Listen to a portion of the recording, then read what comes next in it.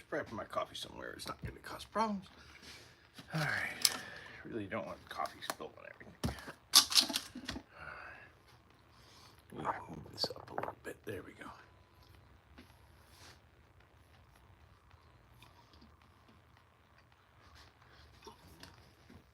Put this away.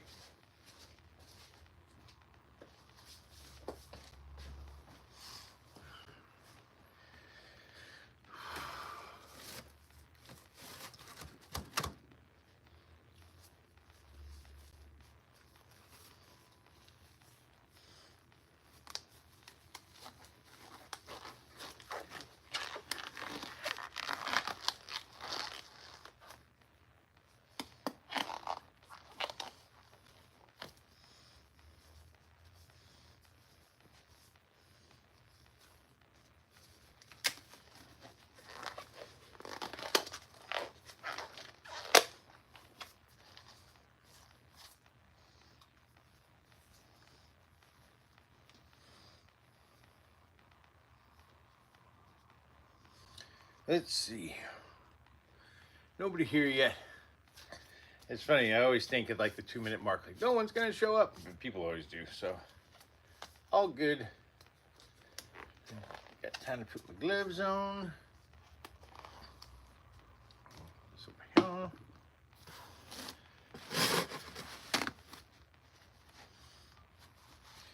So I'll go ahead and get started. I got a bunch of Uwara. I'm gonna tung oil. Got this nice little hickory one. I have these hickory pieces that have like some burled spots with like knots and stuff. And I mean, it doesn't really affect the bunch of sirens outside. Doesn't really affect the strength of the hickory. Just kind of is slightly off in appearance, but I went ahead and made them into some Uwara, so I'm gonna. Hey George, how's it going? Show my shoes? Why would... Do you have any idea how hard it is to show my shoes?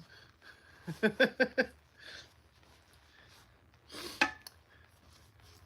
you want, I'm just wearing Skechers, man. They're not nothing impressive about my shoes. It's like I'm gonna have to crack open a new thing of tung oil. True Jordan's in the chat. Hey Wanda, how you doing? Yeah, tung oiling some Uwara this morning. This one is American Hickory. Is that Marla? Hi Marla.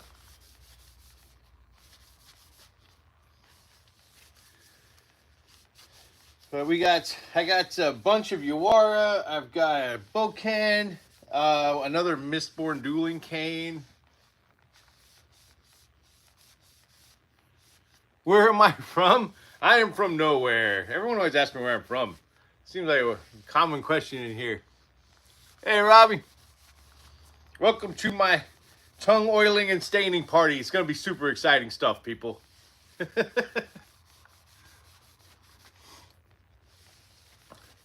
I was born in a little tiny town in Oklahoma, but I left there when I was 10 years old and moved all over the place. So that's a really long story. I don't feel like telling it. You've never been to Yukon, Oklahoma? I'm not surprised. I don't think many people have been to Yukon, Oklahoma, to be honest with you. All right, let me go put this in the drying room. Ooh, got a little piece of towel on there. I can put this in the drying room. Be right back.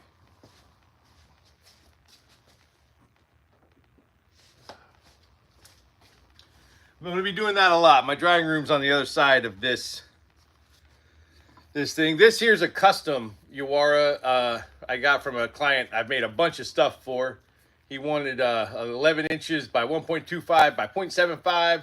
He wanted a long reach. So with the long reach one, you can butt with the back end, and this side acts kind of like a baton. But I think that's tanked, so we're going to open a new thing of tung oil here. You forgot where you're from? It's probably on your birth certificate, so don't worry. I'm sure that's somewhere.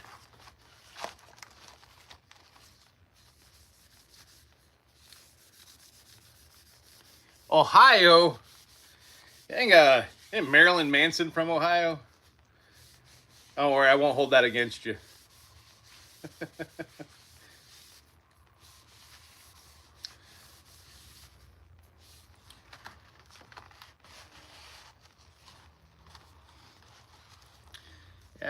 I think I've been to Ohio once. I went to Cincinnati for like a conference thing when I was in college. I think that's the first and last time I've been to Ohio. I was in a English Honor Society, Sigma Tau Delta, coolest fraternity ever, right? All right, let me go put this one in the dry room. Be right back.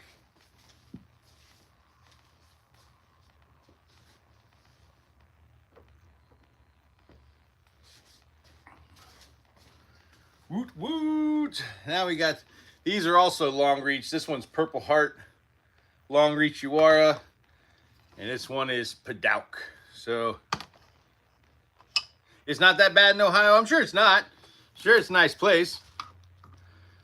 I've only ever been to Cincinnati, so I don't really have a super good knowledge of what's all in Ohio.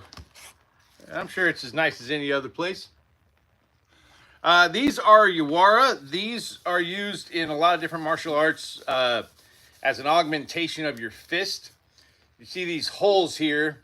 You put a cord of some kind in these holes, and that your two middle fingers go in between inside that cord, and it anchors it to your hand.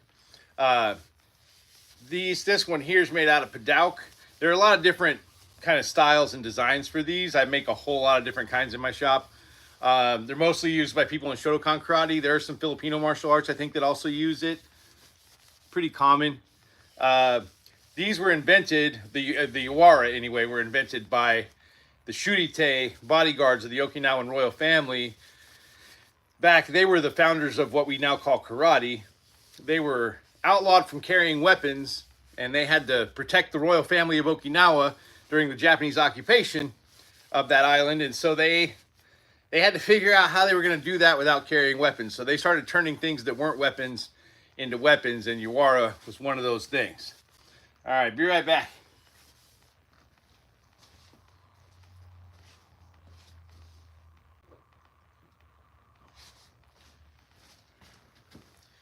And then this one is Purple Heart, which is another really, really pretty, strong wood. It's a exotic wood, but not too endangered, so I work with it a lot. It stands up really pretty. It's got a cool purple color to it. And it is decay and insect resistant, so it is made to last a long time.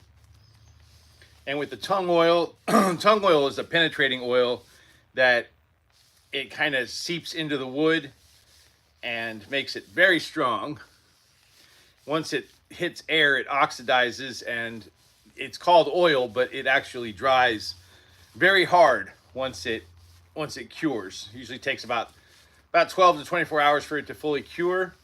Most of my stuff gets a double tung oil finish to make sure that it lasts as long as possible, because that's my goal with most of my stuff. Be right back.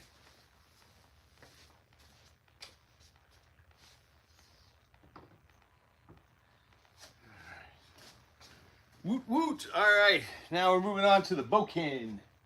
Gotta get a new top for that. So,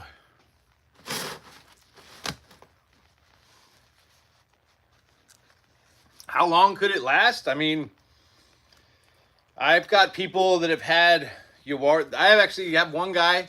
It's a friend of mine. He's had one of my Uwara for about 37 years, I think, something like that. It's been a long time. Not 37. It would be about, I'm trying to think. I gave it to him probably about 22 years actually. He's had it for over 2 decades, and he's still using it. He practices with it. He carries it in his vehicle as a defense tool. Most of my stuff lasts a pretty long time. It also depends on how often you use it and what you're using it for, obviously.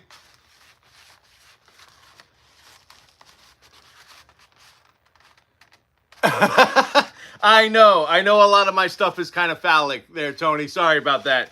And I know, yeah, I get it. Yeah, I understand. Yeah, it looks a little weird when I'm doing this because a lot of weapons have somewhat phallic shapes. So try to resist, my man. And this is just a straight up Shoto Boken.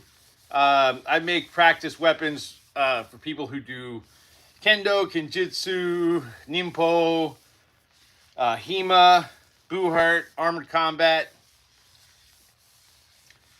And all of my boken are guaranteed. If my boken or wasters break when they are not supposed to break, like during sparring, I will replace them free of charge.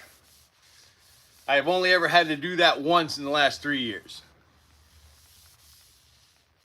I appreciate that, Tony. Thanks. But yeah, my boken lasts a very long time. Actually, I know at least one person that's had one of my boken, and they use it regularly for about 16 years. That one, though, didn't have tung oil. That one had mineral oil, which is another way that I do stuff. I tend to use mineral oil these days, mostly for wasters for my buhart clients, because the mineral oil makes it less likely to crack and more likely to dent. They don't care about the dents. All right, take it easy, Robbie. Thanks for hanging out with me. All right, so that one's good to go. Go put this one up.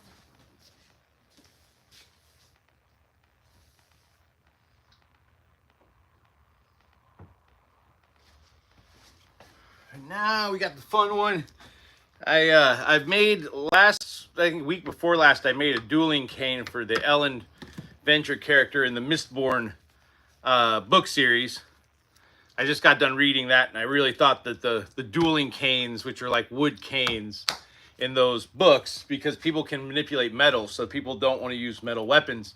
So they tend to use weapons out of wood or glass, and most of the noblemen carry what they call dueling canes, which are basically wood swords, but they have a bladed edge and a stabbing tip, just like this one. And this particular one I fashioned after a character named Spook in the books, he was a spy later on in the series, and he pretended to be blind. And so I tried to make one, and he pretended to be a beggar, like a blind beggar.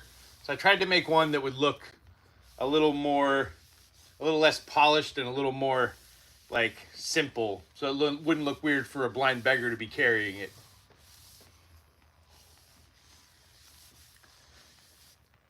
The Ellen Venture one's already done. That one's up on the shop.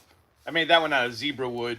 This is just basic red oak because Spook, the character, was not a rich person, so I figured, and his uncle that he worked for was a carpenter, so I figured oak made more sense. He was doing it, so it's kind of a weird thing. So he had the ability to burn tin in the books, and when you burn tin, it actually increases your sight and all of your senses. It makes it where you can see perfectly in all conditions. But he burned it so much that it made it where like it hurt his eyes. So he had to put a bandage around his eyes so that he could see. Kind of like in Spider-Man when he put those goggles on to like help him because it was too much like sensory input, kind of like that. And so because he had like a blindfold over his eyes while he was walking around, people would ask questions if he didn't pretend to be blind. So he pretended to be blind so that people wouldn't know that he was Mistborn and could burn tin. All right, let me go put this one up. Be right back.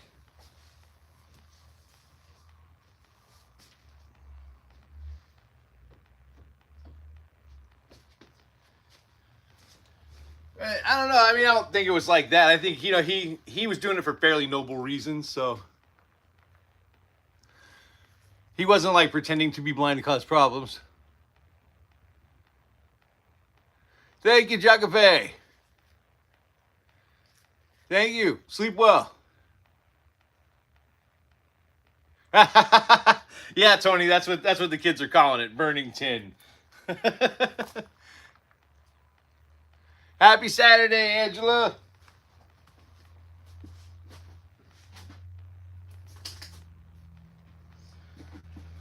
All right. So that's it for the tung oil. Next, we're moving on to the steaks. Just gotta wipe this out real quick. But yeah, like in the Mistborn books, it's kind of cool. So like you have some people who can only burn like one kind of metal, and each metal that you swallow it and burn it in your stomach. And depending on what kind of metal, like if you use like some metals allow you to like push and pull on other metals, some metals make you stronger and able to heal faster. Some metals give you better senses.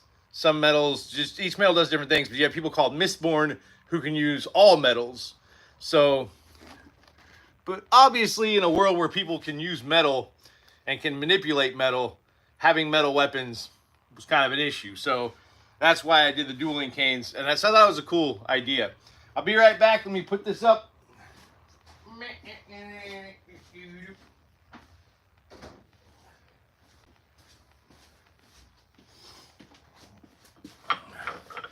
So I have like all the vampire steaks to stay in today. And I've got 3 of these. If I can get them over here.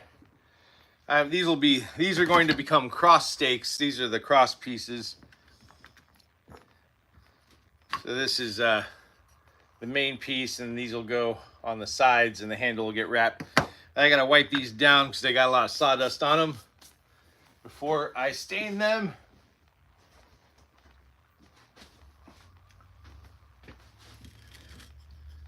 But yeah, if you haven't read the Mistborn series by Sanderson, highly recommend it. It's, if you like fantasy stories, really good.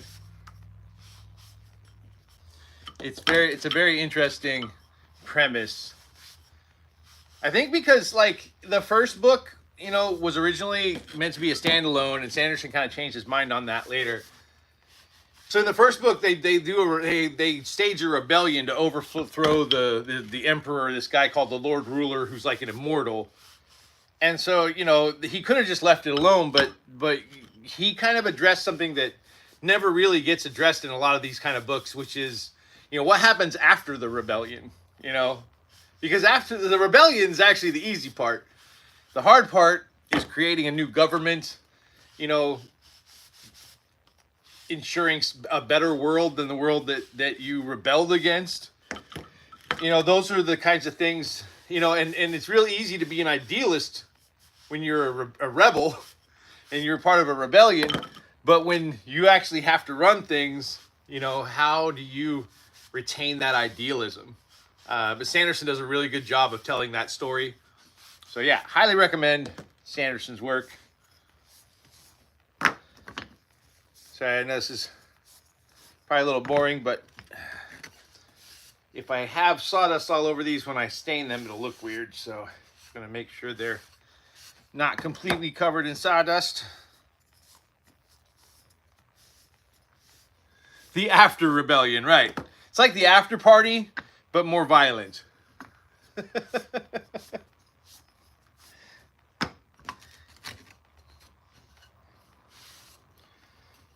But yeah, Sanderson, I actually think I'm going to start reading more of his stuff after I finish my current book.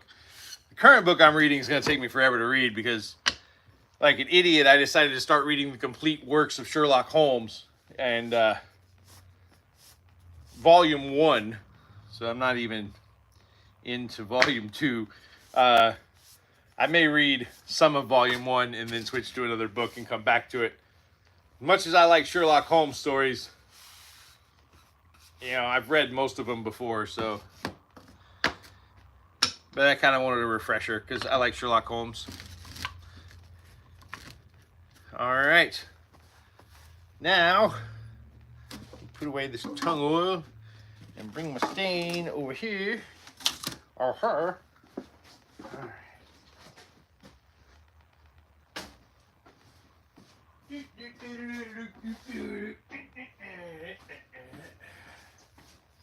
All right. I usually, for my vampire steaks, if I stain them, I usually use Jacobean or Jacobean. One of these days, I'm going to look that up and figure out exactly how that word's supposed to be pronounced. But today is not that day. And I tend to use that because it's a darker stain, but still kind of gives it that wood color. It doesn't look too artificial. You know, some stains, they get too dark. It just doesn't look right. Hey, welcome back, Robbie.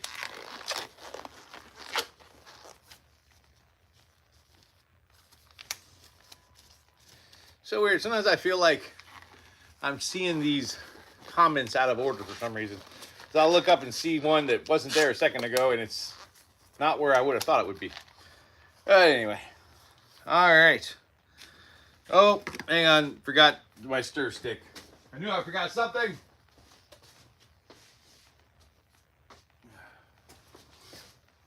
Gotta stir my stain.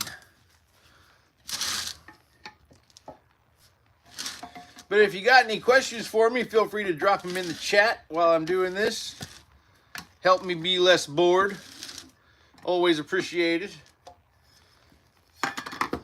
That's mostly when I go live, is when I'm doing the kind of boring stuff. I always find the build part's the fun part. Staining and cord wrapping and all the fit and finish work can get a little tedious. I'm gonna have so much. I gotta cord wrap every single one of these. I got like 9 steaks here. Actually 12. I got 12 steaks here I gotta cord wrap tomorrow. So if you don't have anything to do tomorrow morning, I go live usually about 7:30 in the morning. And I do all my finishing work, which tomorrow is mostly gonna be these steaks. And I've got a bunch of Yawara I gotta cord up. What's an early sign of aging? I don't think we have to worry about that with me. My beard is about this close to being completely white, so I think I'm already showing the signs of aging. You mean mispronouncing words? I've been doing that my whole life. That's not new.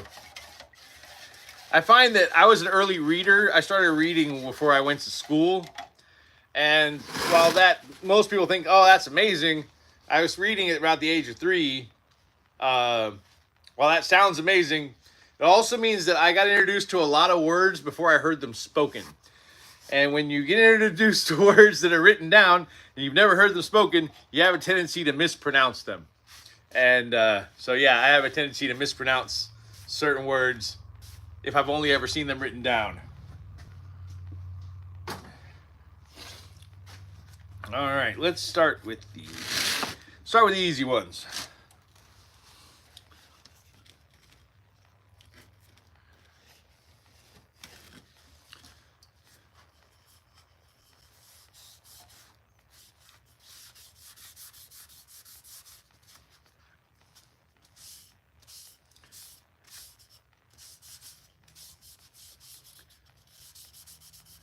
There we go.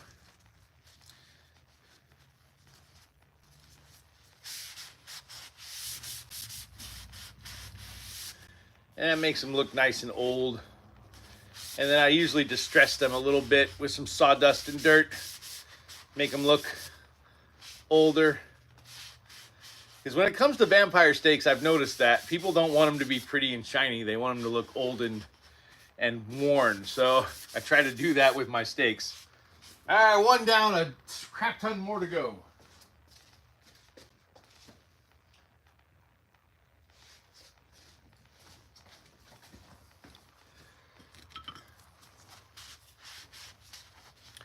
And like I said, if you got any questions while I'm doing this, feel free to drop them in the chat. Give me something to talk about.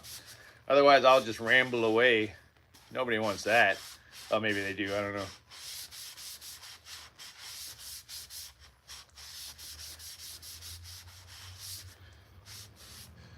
All right. Whew. And 2.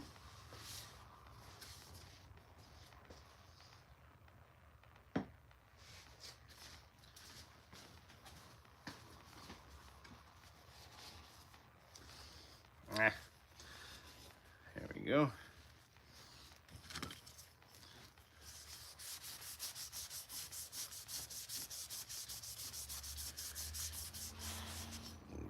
these.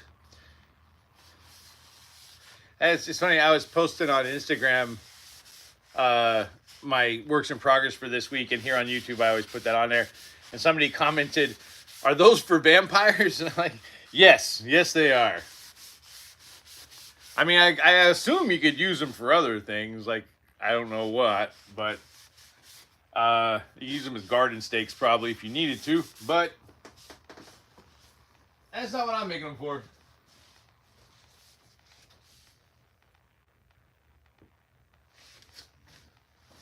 All right, 3. So these actually are sold in sets of 3 on my shop. I usually wrap one green, one with white cotton, and one with black jute and black jute cord. So I started making these just last week, honestly, and I already sold them, so I'm making more. Because that tends to be how I operate. If I make something and it doesn't sell, I usually don't make more of it. But if I make it and it sells quickly, then I make more. So, looks like this one's going to be around for a little bit.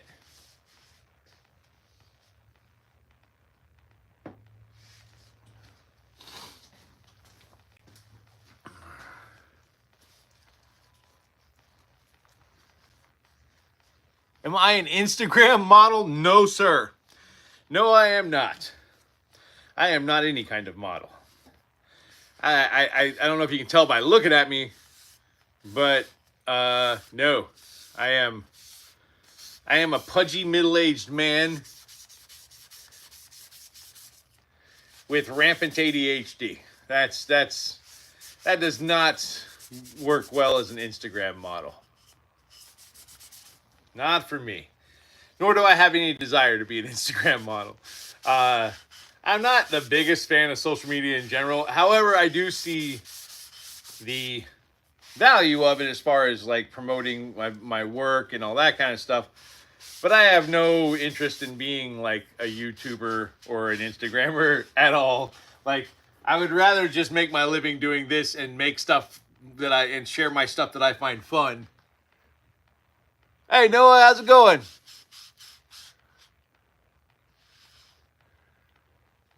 Well, if there are actual vampires out there, then yeah, I will be supplying the weapons for the vampire apocalypse, because we always joke about that, because my house and my office are full of vampire stakes, so I will probably be the safest person in the world. I'm gonna be breaking out like Buffy the Vampire Slayer with a duffel bag full of stakes, if that ever happens.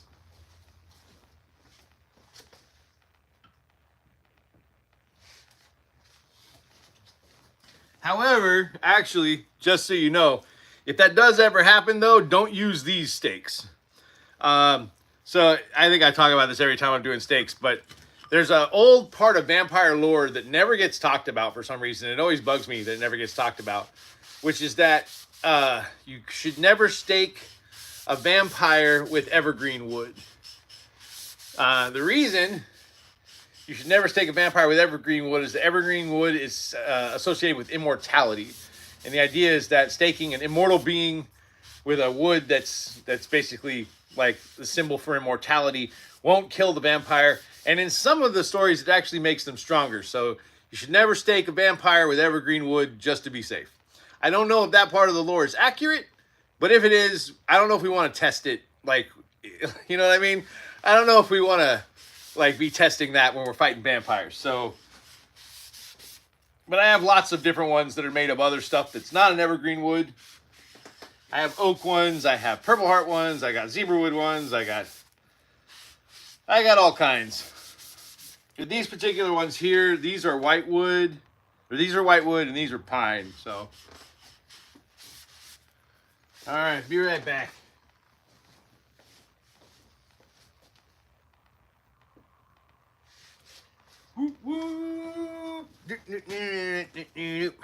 All right, 3 more to go on these, and then I'm moving over to the cross stakes.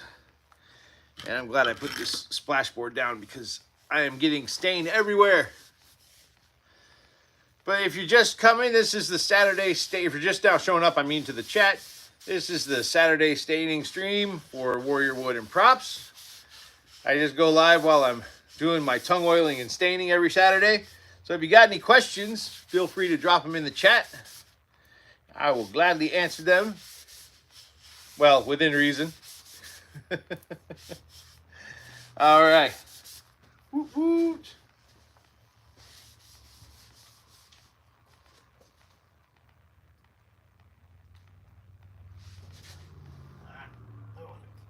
There we go.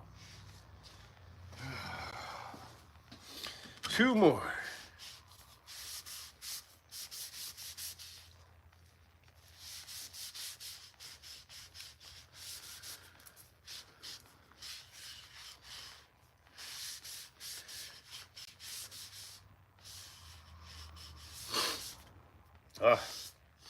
Always all sniffly. I wear a respirator when I do this, but at the end of the day, I always still get sawdust all over me. Makes me sniffly. All right, almost done. One more, and then we got to do this cross ones.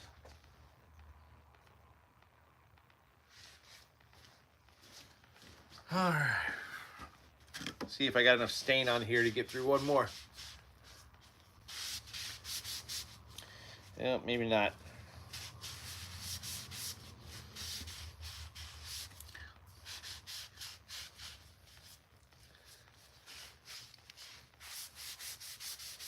Yeah, all right, there we go. Cool.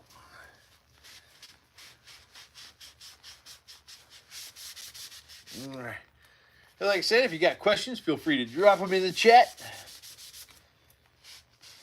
Because I think we only got 3 more things to stain. So my Saturday streams are usually pretty short because it doesn't take me too long to stain everything. But my Sunday live streams, when I do all my finishing work, that stuff, it takes longer. So my live streams on Sundays tend to be about an hour to 2 hours. This is a while for me.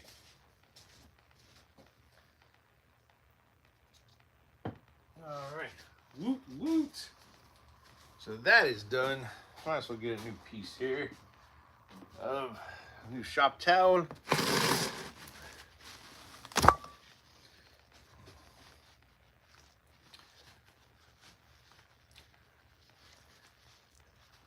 Is anybody still here? It's getting quiet in here, people. Help me out, chat. All right. Whew.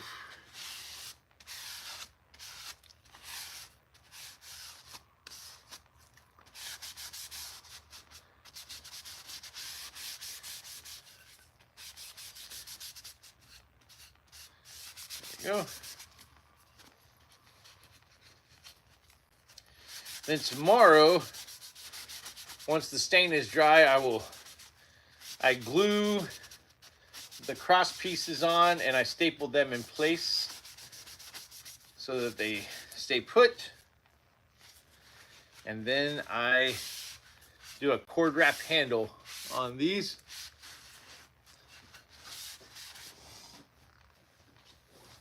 BRB.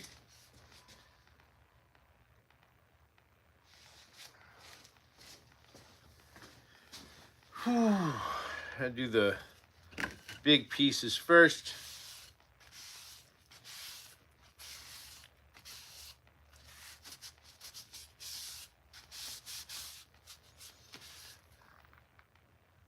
You're shy, Tony?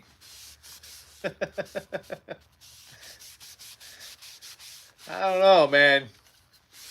You don't seem too shy to me.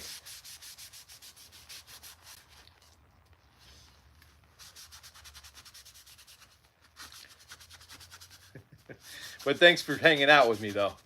I like having you here. All right. Whoop, whoop. There we are.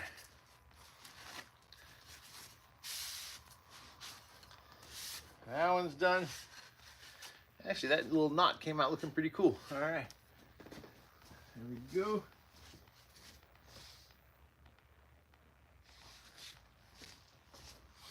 I got one more big piece and then the cross pieces.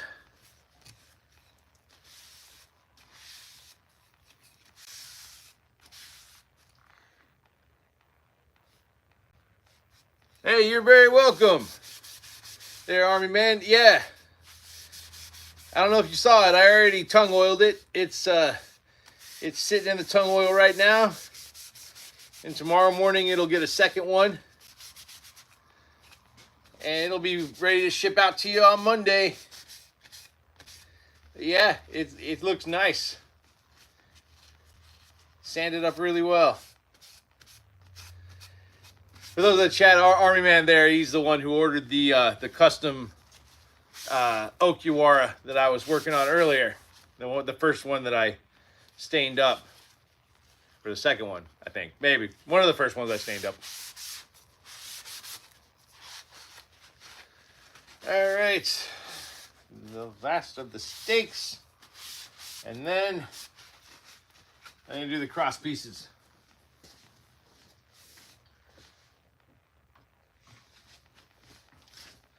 You may be wondering why I'm making vampire steaks this early, and it's funny, like, I start selling vampire steaks usually around early September, and I don't stop selling vampire steaks until about a week before Halloween. Like, they're always available on my shop. I don't mean that I start selling them, but what I mean is people start buying them usually in like early September, around the start of spooky season, and people buy them until Halloween. And you know,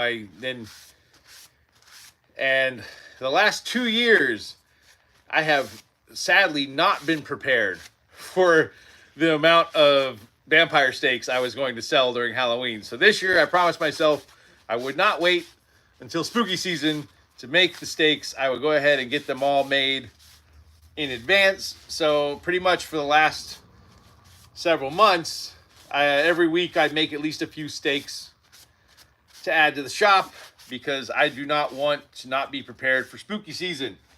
Because for my shop, spooky season is pretty much like Christmas part 1 for my shop.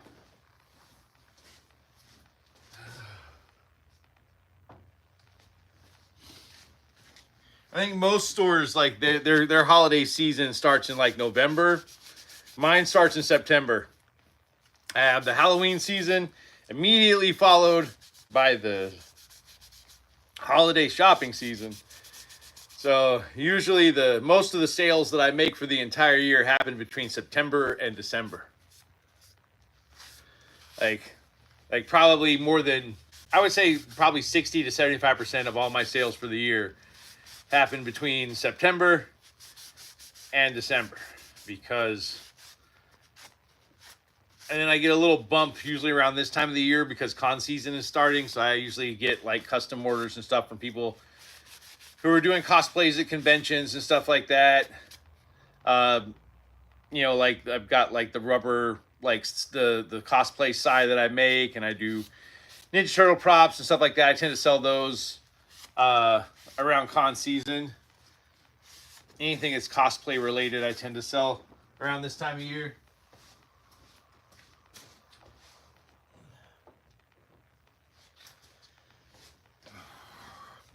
All right, I don't know if you guys, for those of you who weren't here last week, I did this really cool bat last week for a lady called Nugs, the Final Girl. She does like horror film review stuff on her Instagram and YouTube and other stuff.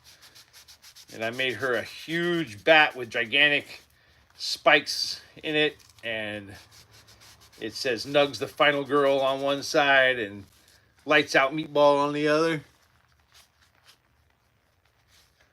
Yes, I would say, yeah, the vampires definitely come out during the fall, it seems like, because that's definitely when I sell most of my vampire steaks. It was funny, though, last year, or no, I would say last year or year before, I had this period in, like, California. I don't know what the deal was, and it was like May, around this time of year. And I sold, like, 20 steaks in a couple of weeks to people in California, and I was like, you know, hey, is there a vampire outbreak going on in California that I don't know about? It's a little weird, because like, all of my orders were coming from California. Not sure what was going on with that, but there were a lot of people in California suddenly buying vampire steaks, like last year around this time, which I didn't quite understand.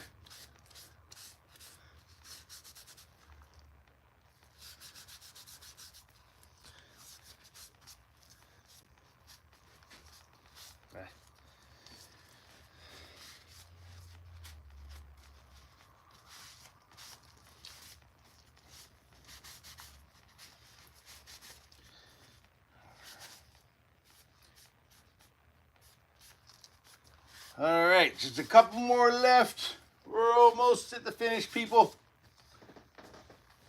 Hang in there.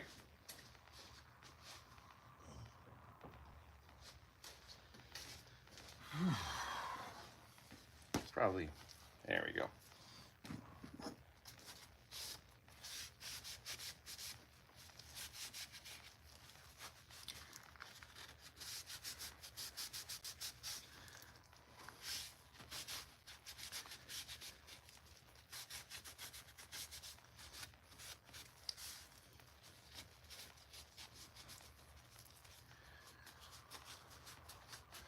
I really just want to let you guys know, for those of you who have been hanging out with me the last few weeks while I've been doing these lives, I think I've only been doing these lives for maybe a month, maybe a little more than that.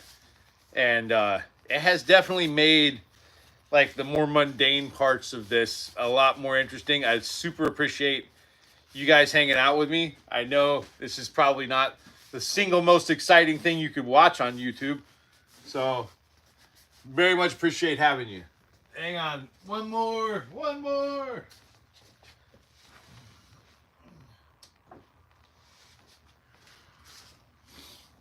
One more piece. Let's see if I got enough stain left in this rag to get this one done.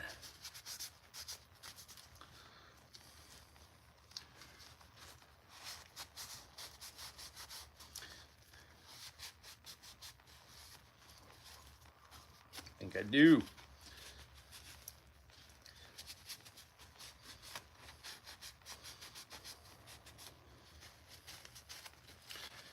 All right. Woot woot.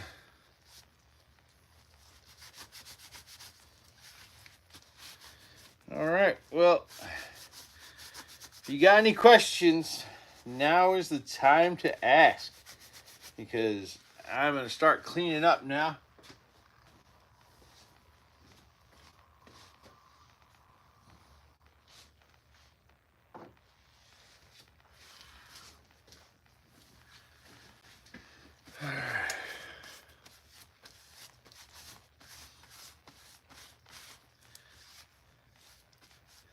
There we go. Also, I think I was thinking sometime here in the near future, probably right before spooky season, I'm probably going to do a live in my inventory room and show you guys all the cool stuff I've got in the inventory there. You know, I don't know that wiping my stain-covered gloved hands with a stain-covered cloth really did any good. Didn't really think that one through. All right. Whew. Oh yeah, I got one other thing. I didn't show you guys this because it's over here in the mineral oil. This is one of my wasters. Hang on a sec. I'll go grab it. Hey, get it out of the... Oh. This is one of my wasters that I make for people that do European martial arts. This particular one is a gladius waster. Sorry, I have to hold it with a towel because it's literally soaked in mineral oil right now. And I'm going to put it back in the mineral oil here pretty soon. Time to dispose of the evidence. Oh, I mean, you could definitely spank with it. But I think I've said this before. I've got a sword on my shop specifically made for that purpose that somebody ordered as a custom order and then never paid for it. So it's been sitting in my shop for like a year. If you look up barbarian sword on either my website or on eBay, look up, like, go to my shop and look up the barbarian sword. Yeah, that was supposed to be a sword-shaped paddle. And I made it for the person and then they ghosted me. So it's been sitting on my shop on at a discount for a while. But anyway, this one's going to go back in the mineral oil, and then tomorrow it will be ready to go. It'll go up on the shop.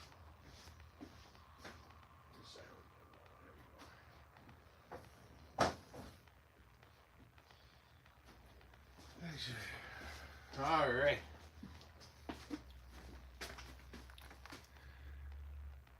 Okie dokie. So, we start putting stuff up. I'll be right back. But if you got questions, toss them in.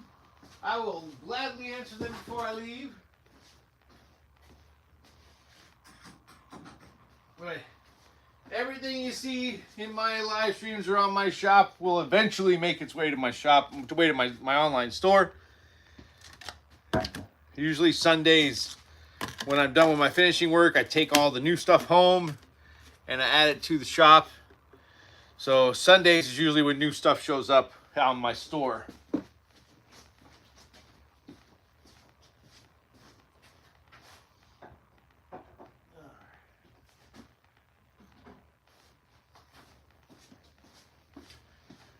Whew. Oh crap. I got stain on my gloves. No. On my glove box, I should say. Oh, these are stuck. Why are they stuck? Crap. There we go.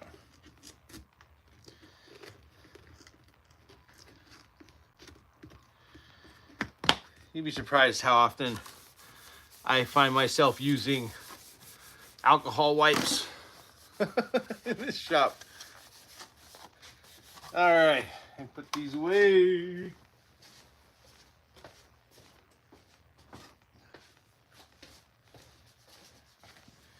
I buy these cans of alcohol wipes in like 6-packs. One of these days, I want to find something I can make out of these plastic containers they come in. I hate using plastic. I hate plastic. I think it's ridiculous how much plastic we have. So anytime I use stuff that's made out of plastic, I try to think of ways I can upcycle it or reuse it so that it doesn't just end up in the trash.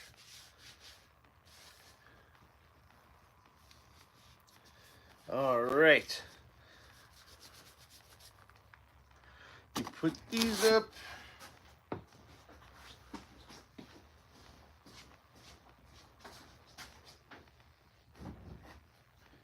Well, everybody.